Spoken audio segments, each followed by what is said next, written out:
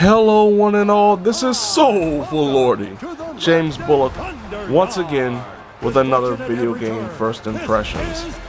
This time around, Destruction All-Stars, exclusively for the PlayStation 5. Destruction All-Stars is a card combat game that allows players to of course hit, smash, wreck, and even try to jump and take over other vehicles in an attempt to get the most amount of points or gears depending on what mode you're playing. The driving is pretty straightforward. You can accelerate, you can brake, you can of course slam into your opponents with the right analog stick.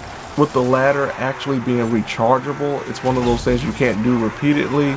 It actually has a cooldown, so you can slam into an opponent, then you have to wait and cool down and hopefully keep on the move while it recharges, because if you get hit and get hit enough, your car will be wrecked.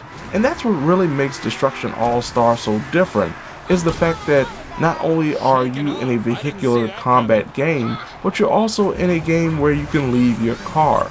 You can leave your car from a strategic standpoint in an effort to get another car or get, as I mentioned, gears, or you can be forced out of your car because it's been wrecked.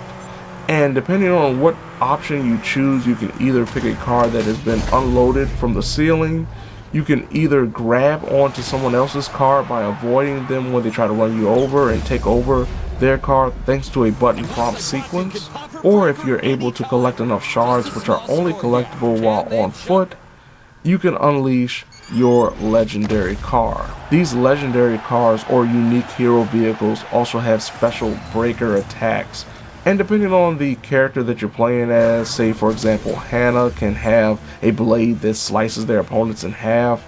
Dropping these unique hero cards at the perfect time as a player could mean the difference between success and failure in Destruction All-Stars. You can also use your breaker ability while on foot, but from what I've noticed, unless it's like a double jump or the ability to move faster or take more damage while on foot, these breaker abilities while on foot don't mean as much or aren't as effective as their car counterparts. When it comes to gameplay modes, there are several. You have your multiplayer, your arcade, and your challenge modes. And when it comes to subcategories, you have, of course, your multiplayer mode and arcade mode, which are pretty much the same. Of course, when it comes to multiplayer, you're playing online with other players from around the world. In arcade, you're playing against the AI. But both of these options have subcategories when it comes to gameplay modes. One, you have Mayhem, which is pretty much like a deathmatch, where you're trying to get the most amount of points by hitting and colliding and wrecking your opponents. There's the Last Man Standing Gridfall, where you're trying to survive from being wrecked as the arena floor starts collapsing in various unpredictable forms. Stockpile and Carnado are the two prominent team modes.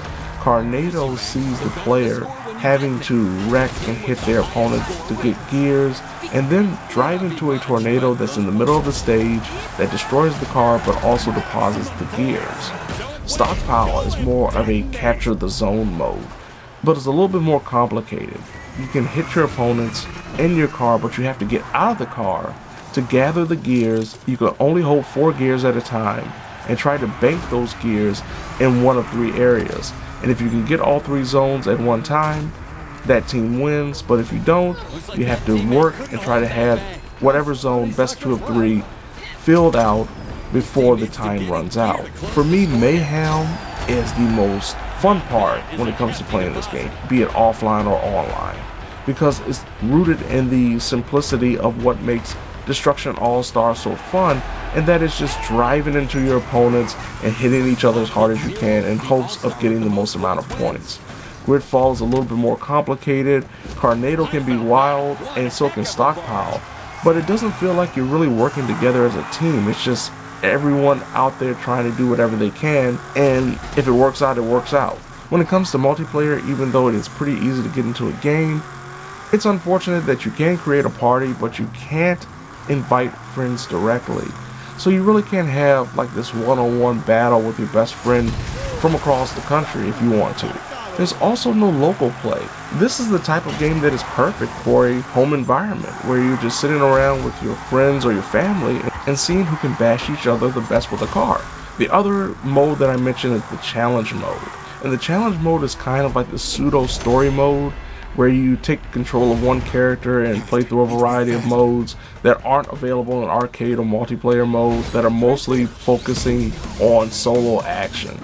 These modes do mix things up, but they feel a lot less important and actually fun compared to the base modes that are available in the multiplayer function.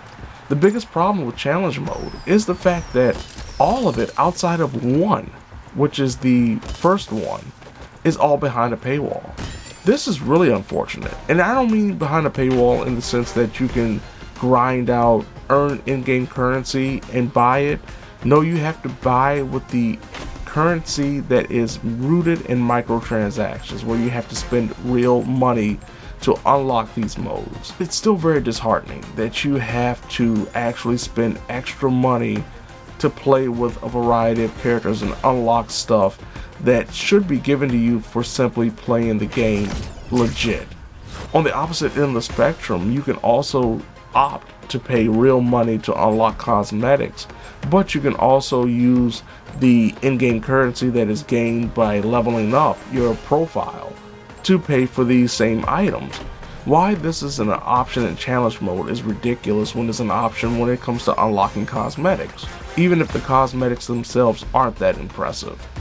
Overall, Destruction All-Stars has a core gameplay system that really works, that's really fun, that's really enjoyable. But the lacking modes, the lacking ability to play offline and online with friends directly, and of course the stuff behind the paywall, makes Destruction All-Stars one of those games that is perfectly fine to download, play around with for a little while, and just forget about it, instead of being one of those must-have free-to-play games that I truly believed it was going to be when they announced that it was going to be free for PlayStation Plus owners. But by holding stuff back behind a paywall and not implementing things that should be obvious when it comes to a multiplayer-centric game, takes away the enjoyment of what could have been a very fun early PlayStation 5 exclusive. So there you have it. This has been Soulful Lordy, James Bullock, once again with another video game first impressions. Destruction All-Stars, exclusively for the PlayStation 5. Now if you don't mind, I'm going to jump into the arena. I might go to Tokyo this time, try to bash some heads, run around, and try to avoid being hit by another car. And if I'm not, I guess my avatar will have no choice but to say, "Oh Lordy."